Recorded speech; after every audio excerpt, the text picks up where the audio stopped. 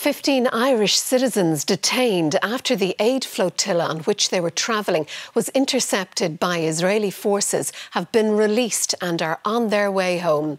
Separately, indirect US-led peace negotiations have been taking place in Egypt aimed at ending the two-year war. Our reporter Aisling Kenny and camera operator Jimmy Norman were in Sderot, from where they sent this report. As talks on a new Gaza ceasefire deal gain momentum, people in Israel are hoping an end to the war is in sight. Tomorrow marks 2 years since the Hamas attacks in Israel, in which more than 1,200 people were killed. The Israeli Prime Minister Benjamin Netanyahu is under pressure from families of hostages still in Gaza. They want an end to the conflict. I really hope that all the leaders will make a push and that this war will end. Indirect talks between Hamas and Israel are taking place in Sharm el-Sheikh in Egypt today. They are centred on a new US ceasefire plan. The first phase of the proposal involves releasing the hostages. But this is not a done deal. The second stage could prove to be difficult. It involves Hamas disarming and a commitment not to take part in any future government.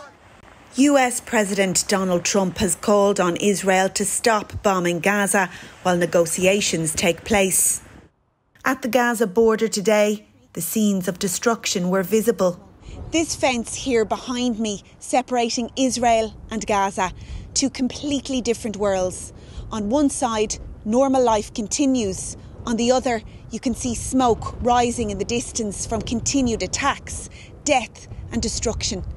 The fate of this enclave now hangs in the balance as crucial ceasefire talks take place in Egypt today. The entire world is united in its desire to end the war, to stop the fighting and to establish a Palestinian state eventually, God willing. I see a dim light at the end of the tunnel, but God willing, it will be good for everyone. 15 Irish people detained after Israeli authorities intercepted the flotilla they were on last week are now on their way back to Ireland. Swedish campaigner Greta Thunberg was also among the activists deported. Another flotilla is now on the way to Gaza, as campaigners say they won't stop until there is a safe humanitarian corridor into Gaza, allowing desperately needed food and aid into the enclave. Let's get the very latest now from Aisling, who joins us live from Tel Aviv. Bring us the latest on those Irish citizens then, Aisling, the first of whom are due home in the coming hours, I gather. Yes, that's right, Sharon. Those Irish citizens who have been detained here in Ketziat prison here in Israel en route home now tonight. They're due in Dublin airport at around 11 o'clock this evening. Now, the conditions in the prison, in Ketziat prison, I understand, were not great. I'm told there was a lack of drinking water and also a lack of access to legal representation.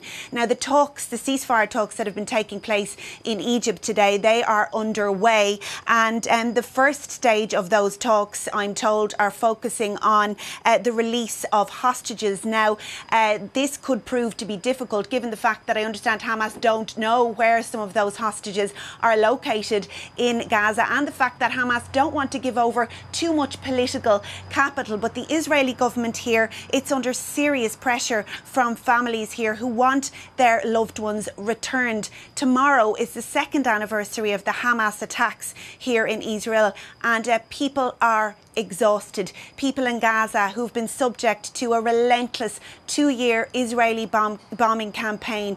They will be looking at these talks, hoping against hope that they will result in some kind of lasting peace. Aisling, thank you.